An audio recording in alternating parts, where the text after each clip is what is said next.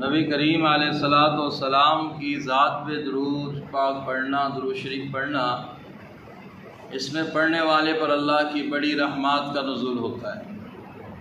اور ایک وظیفہ آپ یاد کر لیں، یاد رکھ لیں، نبی کریم علیہ الصلوۃ والسلام کی ذات پہ درود شریف پڑھنا ہم سب پر فرض ہے، ہم سب کا حق ہے، اور حضور کا ہم پہ حق ہے کہ ہم ان کی ذات پہ درود پاک بھیجا کریں۔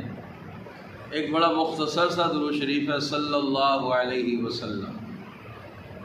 کیا جی؟ صلی اللہ علیہ وسلم بہت ہی مختصر درود شریف ہے۔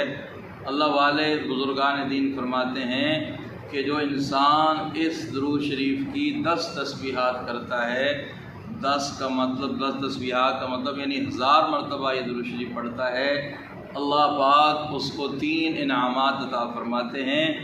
ایک انعام یہ ملتا ہے کہ اس کے جو بگڑے کام ہیں وہ سنور جاتے ہیں، کاروبار نہیں چل رہا اس کی برکت سے وہ ٹھیک ہو جاتا ہے، کہ رشتہ نہیں ہو رہا وہ مسائل حل ہو جاتے ہیں، زندگی کی جو بھی معاملات ہیں، پریشانیاں ہیں، اس کی برکت سے اللہ تعالیٰ وہ مسائل حل فرما دیتے ہیں، پریشانیاں دور فرما دیتے ہیں۔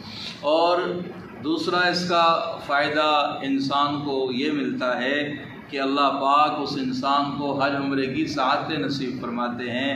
اور میرے بھائیوں، سب سے بڑا فائدہ اور تیسرا فائدہ یہ ہے کہ ممکن ہے کہ اللہ پاک اپنے محبوب علیہ السلام کا خواب میں دیدار بھی کروائے۔